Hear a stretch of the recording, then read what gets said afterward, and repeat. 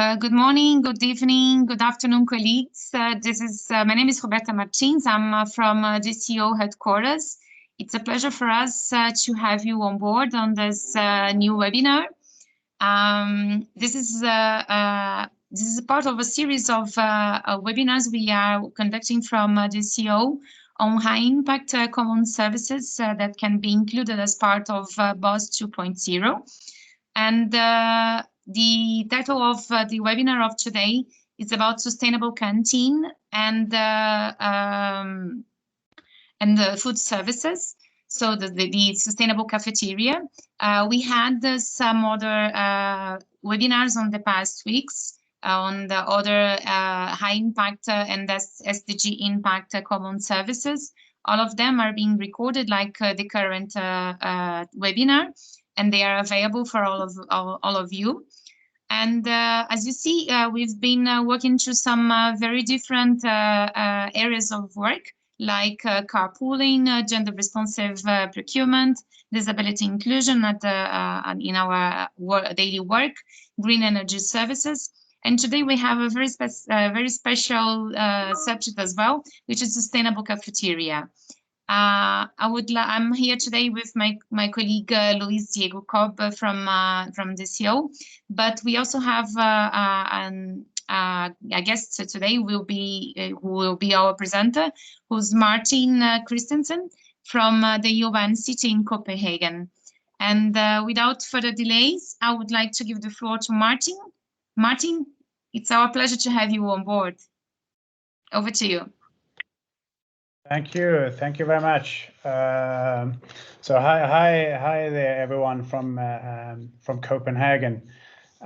So we're going to present a bit of our thinking and ideas and where we are on delivering a new meal to the people working here at UNCT in Copenhagen, and that's our concept is called Towards the Most Sustainable Food and Beverage Services in the World. And we a bit of a disclaimer probably. So, but I would like to share first of all a bit of a short video, just so you get a taste of our building and our kind of common premises here at Copenhagen. So let me start with doing that. Here we go. Wait, let me do that again. Include sound. Like that.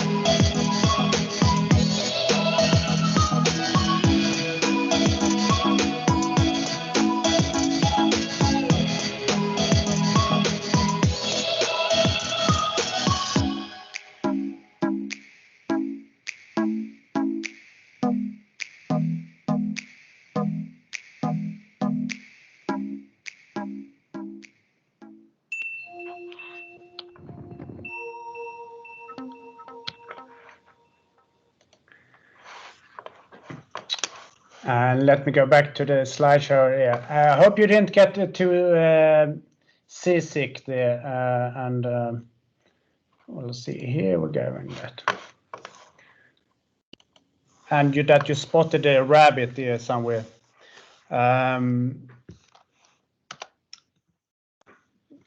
So that's our place, and it was constructed 2013. So it's a UNCT hub with more than 2,000. We're actually growing quite significantly. I've been doubling the personnel since the opening of the UNCT.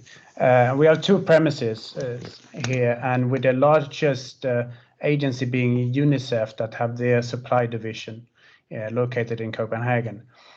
So it is very much a procurement hub, I would say, that most people are working on or doing in Copenhagen.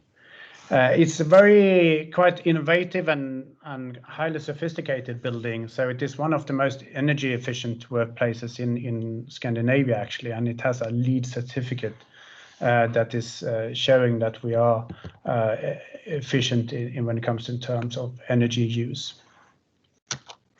But I wanted to start here just to give a bit of the background where we are coming from when we developed this concept. And I will just stress this, and the importance of us making this happen is that we have a good collaboration among all the agencies. So the 11 agencies plus the World Bank working very, very strongly together. And this is what I'm showing here is the framework that we came together in 2018 and then agreed on. That gives us kind of the frame for all the common areas. So it's kind of a UNDAF/BOSS type of framework that helps us to make decisions and keep track and direction. So we have these services, screening, workplace, and SDG hub, and part of that has been then delivering on improved canteen and what we say food and beverages services. So the vision is clearly and easily UNCT recognized as being efficient, green, conducive, and influential contributor towards the Sustainable Development Goals. So we keep that spirit and that aim always close to heart in everything we are doing. And one of those results also leading and preparing for this work on the canteen has been, and importantly so, I would say, is the everyone agreeing on this health and well-being strategy, where we have 6 different areas where nutrition is one part. But as I will come to more later, the canteen also links in very closely to the social aspects and the spiritual aspect, as well as, you know, the psychological and work environment. So it actually kind of binds all these 6 different areas in our health and well-being strategy together. Another strategy that we are just about to launch is the climate strategy, which is actually here in this diagram just illustrates our greenhouse gas emissions, and where we have done quite some good improvements, and particularly on electricity, that we are buying everything from renewable sources, wind energy. So we've gone to a 0 on that, on the greenhouse emissions. But the dark blue here is mainly from flying, business travel. So that is our biggest challenge to try to work and towards changing that. I mean, of course, last year and probably this year it looks very different. But these figures are for 2017, 18, and 19. But the red one there is the canteen. That is our food and beverage consumption in the building. So that is also playing into and the reason behind our concept.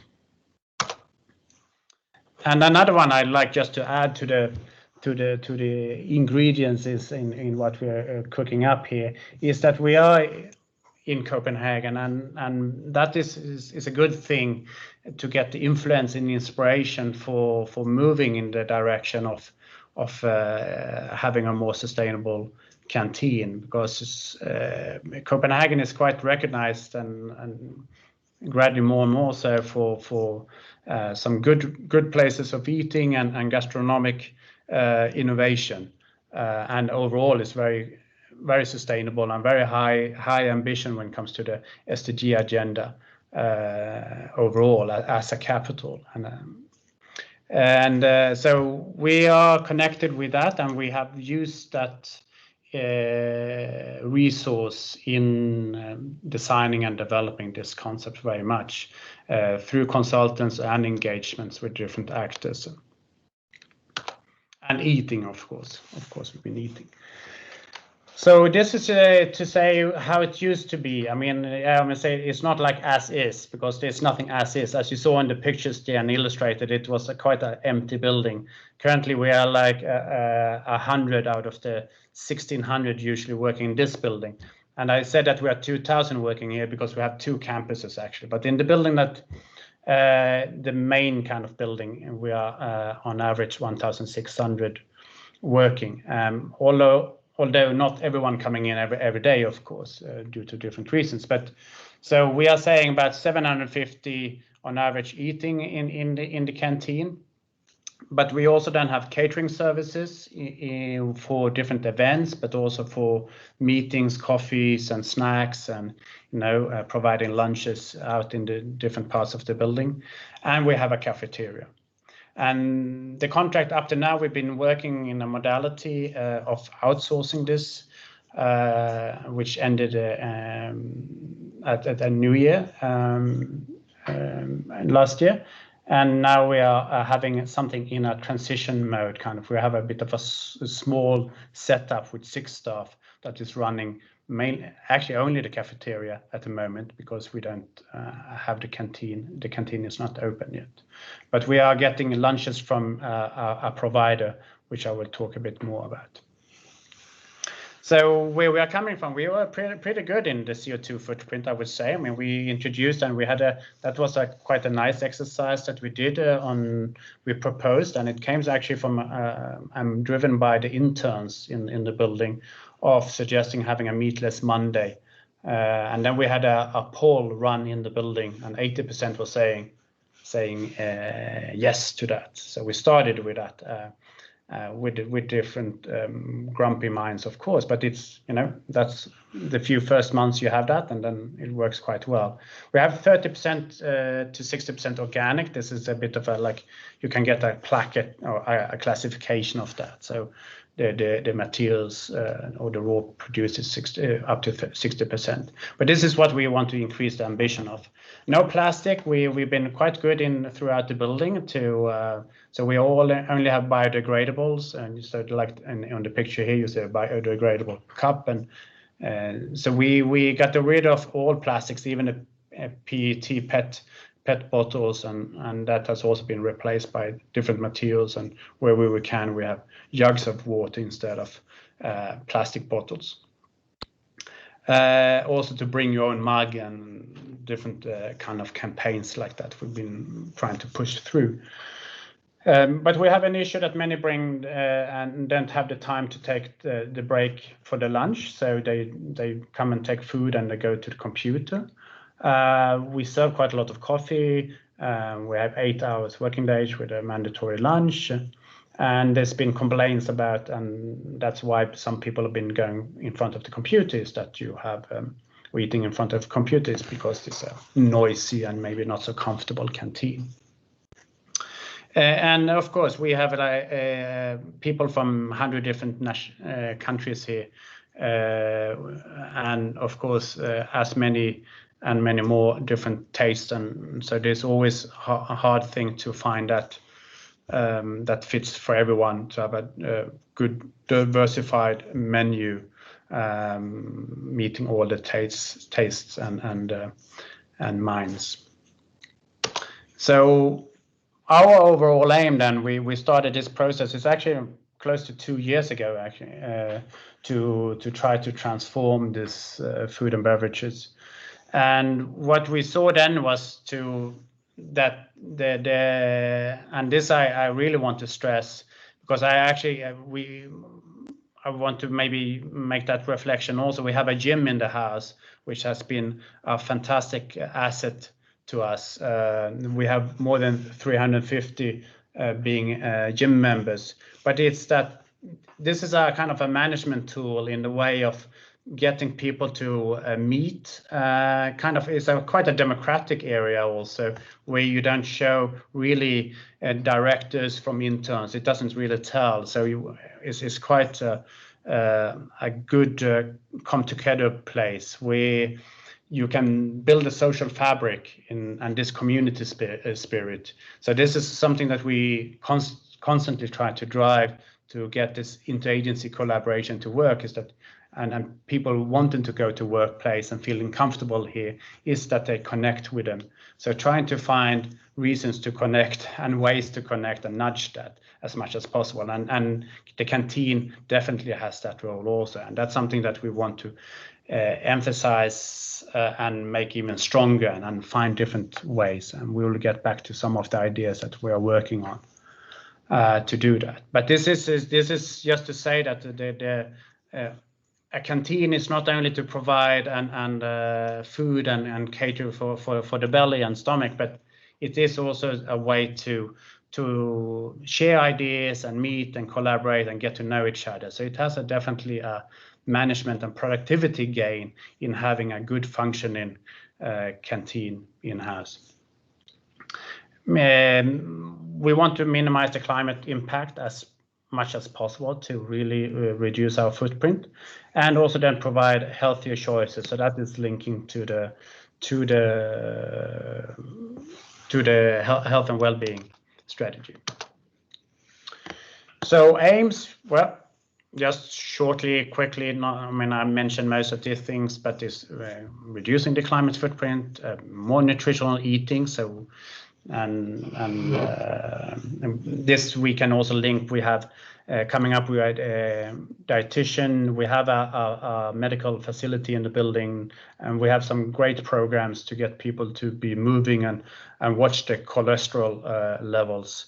So it is a combined effort here that we're trying to make people more healthy. Also, it's a non-smoking working place, this one. So yeah, stuff like this is combined. Is the wish and hope that we will have a workplace that is healthier and stronger. Yeah, not stronger like a Superman strong, but good. Anyway, great food experience. Of course, people want to have a great food experience coming into the canteen. That we had to make sure of. We like to see if we can reduce the cost for agencies, particularly in this catering business where they're buying coffees and snacks during the meetings. Strengthen community feeling, as we said, getting people to get away from the desk and take a relaxing break. And that's the important. So for that 30 minutes lunch break, disconnect, go there, have and look forward to that lunch and to meet the colleagues, engage and think of something differently, so you can calm down a bit and then go back to the desk. That would be a beautiful scenario if we could achieve that. We like to also see if we can increase the capacity. So we have, instead of the 750, that we come up to 1,000. That is, again, that more, if more come together there, we have more social engagement and building that community spirit.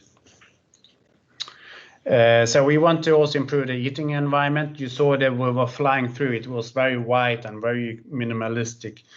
We have quite some new fantastic ideas of curtains and putting that into to both reduce the sound, but also give more color to it, and also can actually expand the use of that space to before and after the lunch breaks.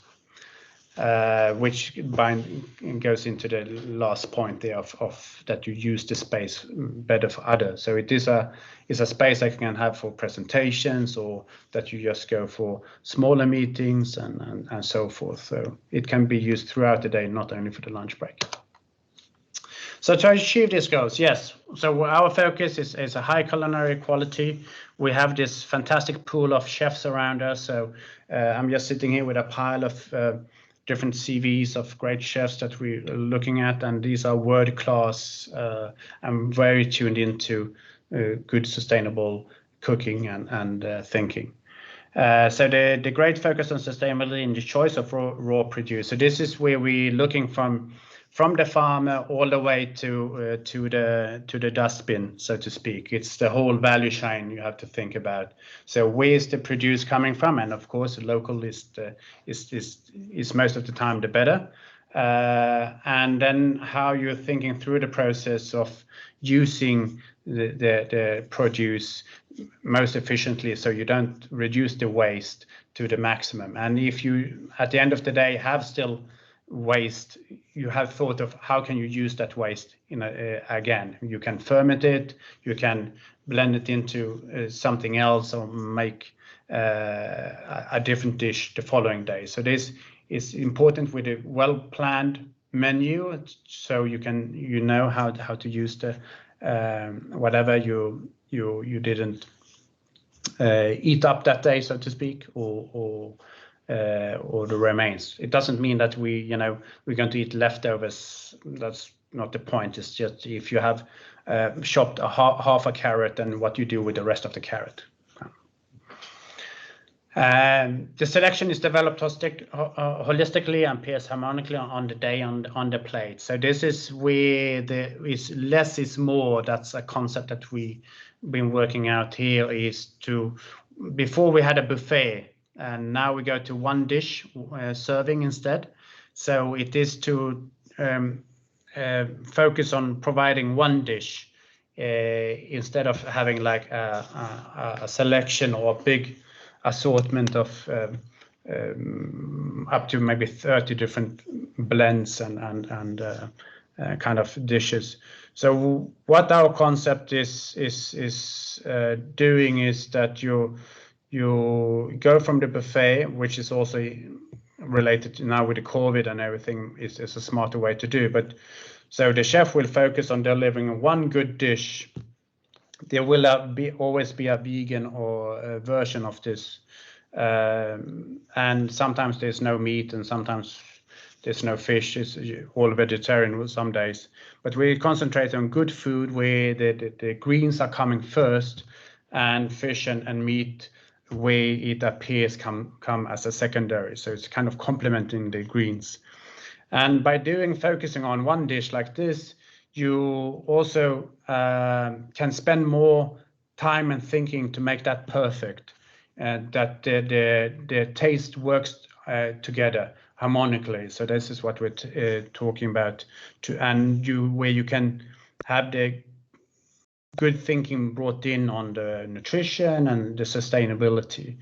And just to compare to like a buffet, for example, where people can choose whatever they want, and that mix doesn't always turn out so well, so that the food experience is not so great. I mean, you put the fish with a tomato sauce, with a cucumbers, whatever you find, and you think, but that maybe doesn't work very well together. So dish plated, you can create that better experience, but also controlling a bit, if to use that word, of this how much meat you put on the plate. So our also buffet, some tend to fill up 90% with the meat, which is not a great thing from the climate perspective if you have red meat of 90%. So this is also a way of making sure that you are delivering on this and trying to reduce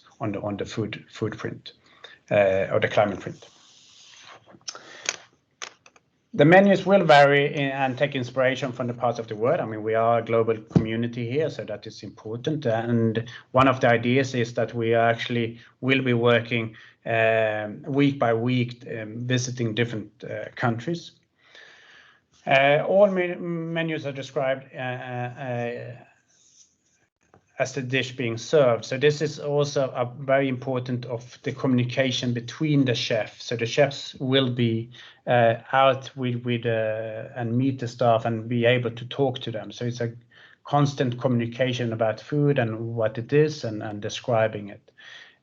We also have a web page where you can go in and actually get this described, all the kind of what is on the menu, why, and sometimes there's a story behind it, and where you can have some of the like nutritional values to it. It's not easy to make it every day, but some of those nutritional and climate values.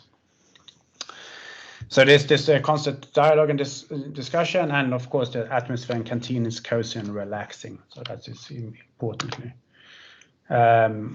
so if to try to summarize this, there's 3 focus areas where you have food and beverages, the communication and experience, and then also engaging activities. So I'll just go through and just mention these ones. So just going back on saying the food and beverages is the constellation, is the food design that is very important here, where you bring in the nutritional values, being closely tied to the seasons, selection of the produce that you are using depends on the season, and being locally produced. So even if you're making a curry or kebab or whatever you're making, you're using the local produce to the extent possible, and trying to make it as flavorish and rich as possible. People will always have, there will be pre-served already the dish, but they can always come back and add more. So, and I'm going to show the flow of this process. But so the buffet, you can take as much as you want, but here you will have a bit of a different sizes to the portions, but the price will be the same. There will be one set price for it that you pay in advance. And it's important to say here, and I suppose it goes for most country offices, that it is self-paid by the personnel, so it's not subsidized by the agencies. Although in our case, what is subsidized is that we have this great building here where the kitchen is paid for. So there's no rent involved in using the kitchen facilities for any operator that comes in. So the communication experience, so this is where we're going to put a lot of effort into and making sure that we engage both that the chefs are not only chefs hiding in the kitchen and not seen, they are cooking, and then they meet the clients and engage daily with the personnel to talk and describe and think. Because at the end of the day, what we would like to influence and use the canteen is to influence the perception and attitudes towards food and eating among personnel, so they can also learn and feel that they can do this at home. And this is we're going to go to some of the activities to say, they are conscious about what they're eating and their choices from a nutritional perspective and from a climate perspective. So overall, if we can get people to eat healthier and smarter, we will make contributions towards the SDGs and their personal health and well-being. And that's probably comes out. So this is just to give an example of a good illustration of what could be a dish to be served, actually been served, which is this Korean lunch, which is fantastic and dish that there's actually 7 ingredients, is cooked in 7 different ways and coming together nicely. But this is where you have good nutritional values and flavors and taste, and a good kind of reduced climate impact. With here's some bacon. Bacon is like the national dish in Denmark, I would say, but giving that bit of edge and taste to it also. And importantly is, and this is stressed, we actually is that this is based in science here also, to the extent possible of the choices we are making, and Eat Lancet, this is one of those kind of that hit the headlines a few years ago on the concept of how much each you should be eating per week, and both the climate impact of the eating and the nutritional values. And as you know, the food industry is remarkably good in producing greenhouse gases, and one of those contributors globally. And there's also, I think, what was it? Somebody was saying the other day was 30% of that, or was it more? Is in the Western world is food waste. So so much wasted food, and so it's overproduction just because we we throw away a lot. So we are connected very much on this, and this is something we want to monitor throughout, and so we can assess the progress and do the calculations of our impact. We have been working here with a Danish technology university as well, and they assessed the difference between buffet and serving on plate serving, which is in favor of the plate serving, but it gives us inputs into what to think about when you are monitoring and assessing the food production and consumption. So this is a key cornerstone in our concept as well. So this is how we are looking at, and then so going from the buffet, we're going for this plate served, and where you do the payment in the beginning. We had that after you taken the food, after being to the buffet, because before we were paying by weight, but now you pay it as you come into the canteen, and you get the plate, and we actually had a trays. We have had trays all the way, and trays is just to think about. I mean, it's like, yeah, I mean, each of these trays need to be washed, so it use water and energy and capacity. So if you can just get rid of the trays, which is not a big problem at all, but it also, of course, makes it harder for people to be mobile in the building, to go to the computers and eat. So that's another reason to take them away. And then you meet your chef. The chef talks about the food, and here's your warm dish. And then you go to like, and you can add with greens and others to have that you want to complement with, to have a small salad and so forth. And then you have a bread, and then you only have water. Best water in the world in Denmark, or well, probably. So just going to serve that. Everything like up to now we have had sweets and everything. Again, that is just before the cashier. Take the sweets away. We're going to have all the sweets and that sodas and so on you can get in the cafe, but you will not get it in the canteen. So this is where we talk about nudging and so on, is try to make that. You have to make a bit of an extra effort to get to those sugary stuff. And you have a complete plate, and then when you go out, we have a good waste sorting where you source the bio waste or the food leftovers, and then napkins, and then you put the plates. So this is you do yourself, right? So it's no like we don't have any waiters running around here. What we have looked at then is this external versus internal supplier.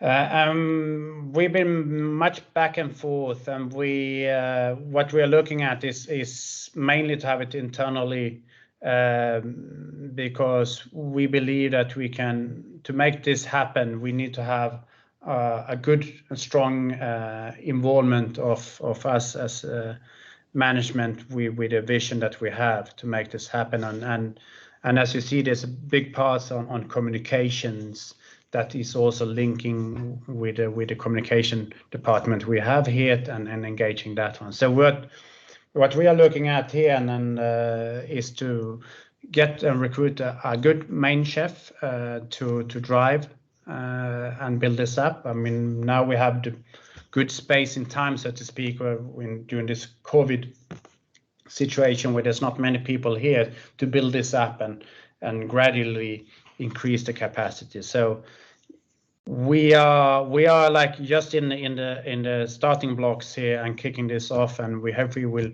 launch the whole thing in August. So we are still working on some of the recruitments and then the training of staff. We have a few of them that are actually being trained now.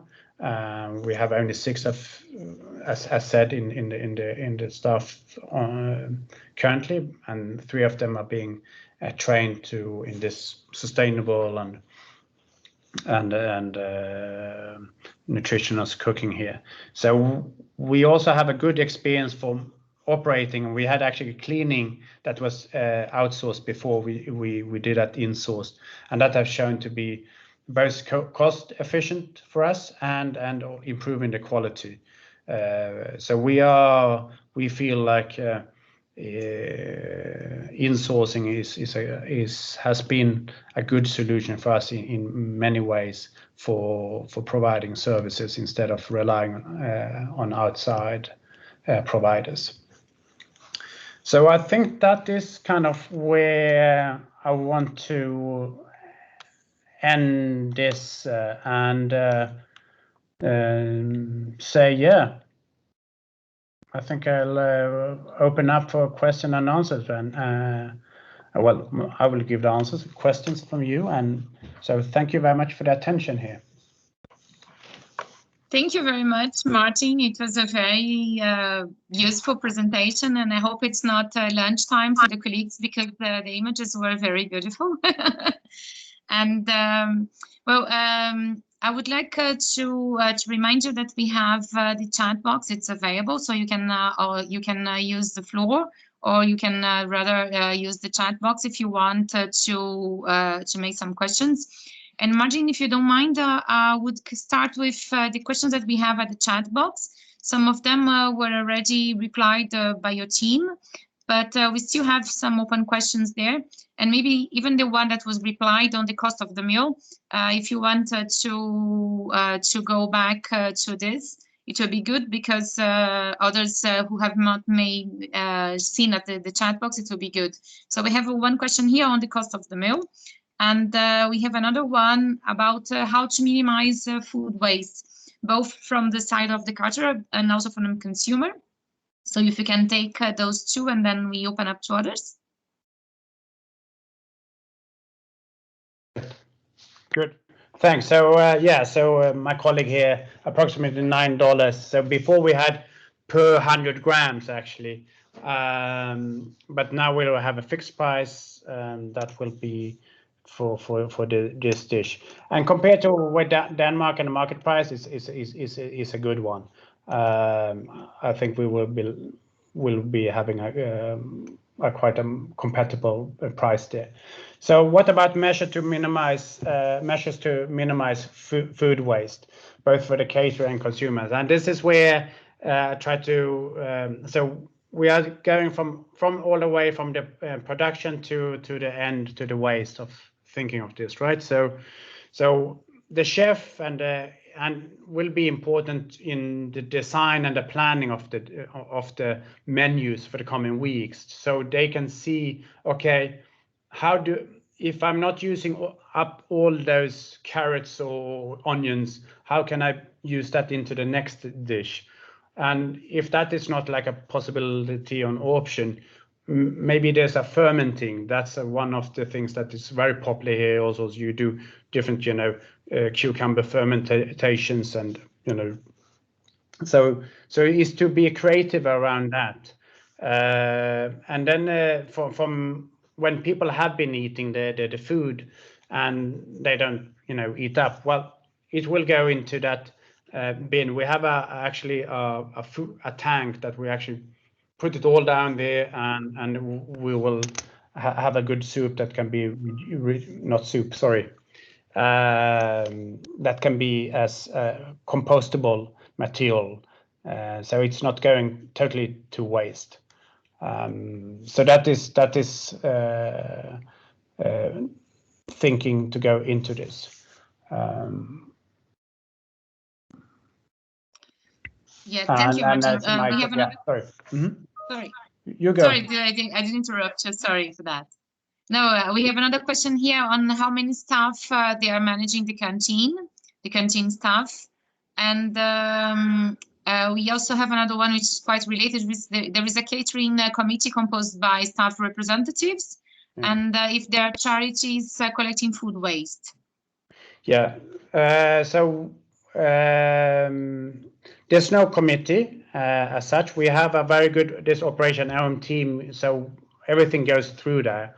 What we want to have is to have a small kind of group of 5 that will be a combination of people outside and inside of the UN. So you like to have a researcher, a good, how do you say, the influencer in the food, as well as then within the UN. So, because we think our concept and thinking about the UNCT is that we are SDG hub that has an aim and a responsibility to influence rest of society. So if we can lead by example and be able to communicate that to other canteens or other establishments, that would be a fantastic effort. So that committee can both influence and drive us, but also be have a role in communicating to the rest of society. That's what we are looking at. Please remind me, the next question was? The number of staff. So the number of staff that have been operating the cafeteria, canteen, and catering altogether used to be 11. We have 6 now in this period. What we are looking at, we will have a greater number of probably 15 when we are fully operational. Because the concept that we do have, there will be more of these communication parts, and we have also expectation that we will go from 750 to 1,000 because we're going to make such a great food and people want to be going there. So that's the scenario we are looking at. So you have a main chef, a sous chef, then you have a cafe manager with staff, and then chefs and together and cleaning dishwashers, and then you have also a cadre of temporary staff, because we have receptions in the evening, so you need to have, you bring in students during that period of time to do, if there are big events, that is extra personnel.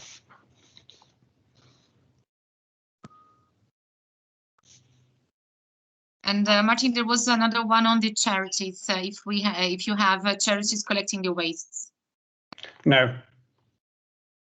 We don't. Okay. What we have had and talked, actually, that is a good point you're also raising, that so staff are working different hours here, of course. So there's also, how do you, in the evenings, because many of these services are global, so they work in all different time spheres, right? So what we have done, and we will continue doing, is also that you can have a frozen portion of this one. So we have a freezer, so you can come and buy like whatever frozen chili con carne, and we have microwaves, and you can.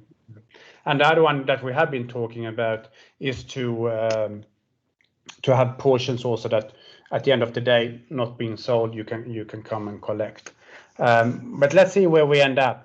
But I thought I just want to mention, which I a bit forgot to tell, is that we have a great number of ideas that we would like to launch to engage people, and that is to have cooking classes.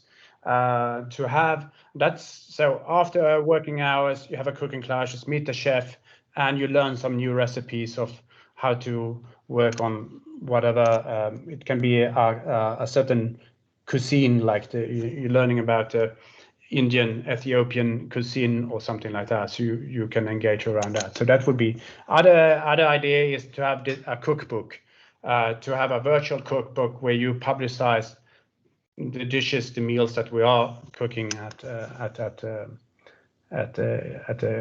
canteen. What else?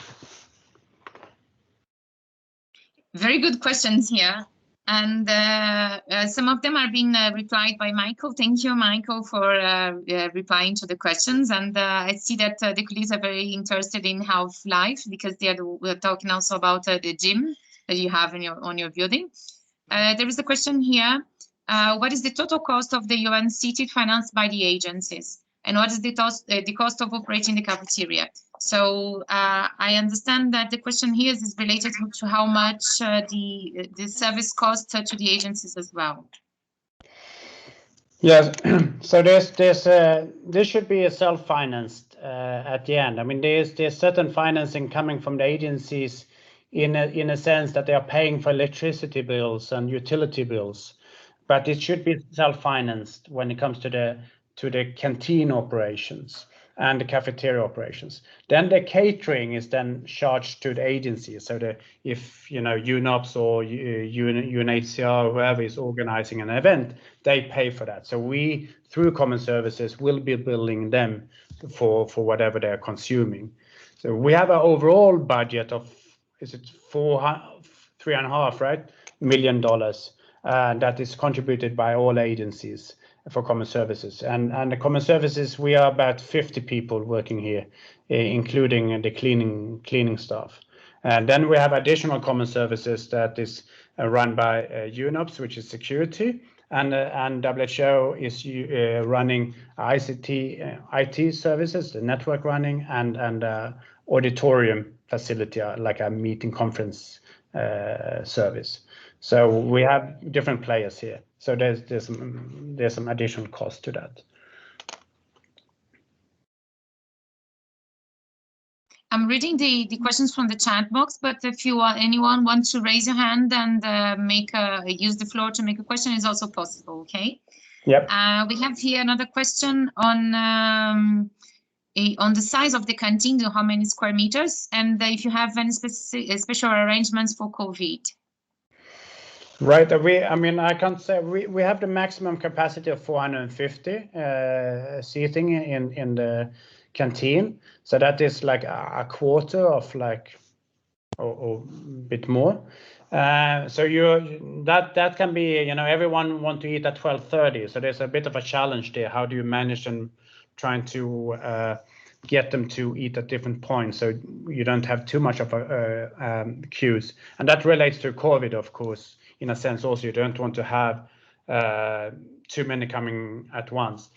Currently, the canteen is not open, so we don't have an issue, and there's only 100 people in the building. But when we had, during a period when we had less, we had like 50% here, we actually really tried to manage this flow of people, so keeping the distance. We had even security guards coming in and trying to remind people to keep a distance and not, so you wouldn't get too crowded and too packed. And we marked all the spots you could sit in the canteen or reduce the tables and so forth. But the important in the remake of the canteen is to ensure that you have a good flow, so it goes fairly quick to get through and get the dish, and you can sit without crossing too many paths along that kind of flow, that line.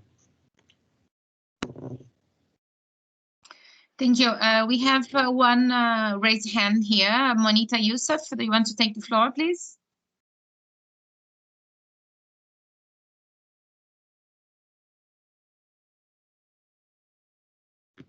She's just waving. Yeah, I can't hear. We cannot hear you, Monita.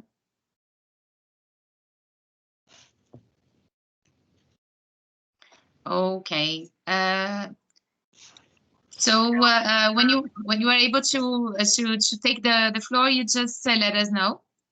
And yes, we have here a question on takeaway management and pre-booking system. Do you have anything like that on the canteen? Yeah, currently we have because we have few dishes now, so people go and pre-book for the next day, because now it's actually being cooked in a different location, and they're really super. It's really nice food. So there you pre-book. But we will not, when we're operating with a full canteen, it's not expected to be a pre-booking as such. Then if you would like to have a takeaway, which is going after work, yeah, that would be a nice service. We're not yet there, but we've been talking about that as if it's a frozen, you can have frozen ones, or you will be able to order something and take home. Yeah, and aligning with that, we have another question here: if the staff is able to see the food options beforehand. Yeah, so this is important. This is really a good emphasis in this to have a. I can share afterwards also the description of the dish. There's even a story to it, why and how, and the composition of and being important on allergies and nutritional values. So all that information is is accessible, and we have a good intranet where you can see that. And I said, if we can, get a good rolling virtual cookbook to share all these dishes, that would be super, and that's one of the ideas and plans. Thank you, Martin. We are reaching the end of our webinar. I think that the questions that we have here, the chat box, they are very similar to what you have already replied on the weekly menu for the staff, the takeaways that you don't have yet. Diego, do you want to share the final slides that we have? Sure. So thank you, Martin, so much for that presentation, and also to let all the OMTs or different colleagues that are joining us, that they will be able to reach out to Martin, and Martin is making himself and his team available so that they can, ask further questions or see how to implement this in their own countries. Just a follow-up slide, you can include this service into your boss. If your boss is in development, you can include it immediately in your boss right now. And if your boss is completed, you can include it for the boss review. And we'll be making this service available as Sustainable Canteen or Cafeteria in the boss, so you can add it as such. And then just to mention that we have a couple of upcoming webinars. One of them is on common mobility. I know we've had a couple already, but there have been many questions and many requests to have another one, as well as we'll have specific green energy services on training and how to implement different energy efficiency strategies. Martin, I'd like to thank you and also ask if you have any final remarks before we close the webinar. No, I hope you get some food for thought there, and I mean, of course, we are very much available and to share any of what we have, concept papers and whatever behind this, as well as our strategies when it comes to climate and well-being strategy, which can also be something that can be copied and used elsewhere, I think. So absolutely. So we are very happy to be part of starting a movement across the world on this. Wonderful. And we'll be sharing, if it's okay, also some of the documents that you have on your end that will help all the countries implement this service as well. Roberta, any final words from your side? Yes, just to say, colleagues, first of all, thank you, Martin, and the colleagues from the UNCT for this very energetic presentation. It was really good to see the experience of the UNCT in Copenhagen. And also to remind you, colleagues, that those webinars that we are organizing on high impact common services, they are based on experiences at the country level. So if you have a good experience, please revert to us. It will be a pleasure for us to discuss with you the best practice that you have on your country, and to see how can we revamp this initiative and open it up to other BOSS exercises in the world. The BOSS is not only about operations, it's also about impacting the impact of our activities at the country level. How can we contribute through operations to achieve the SDGs? So please feel free to revert to us if you have any good experience that you would like to share. And it will be our pleasure to help you working with us very soon. So from my side, that's all. Thank you very much, colleagues, for your time. Thank you again, Martin and Michael, for the support for this webinar. And if you want to check the information on the Sustainable Canteen, it's already there at the BOSS platform. Thank you. Thank you very much.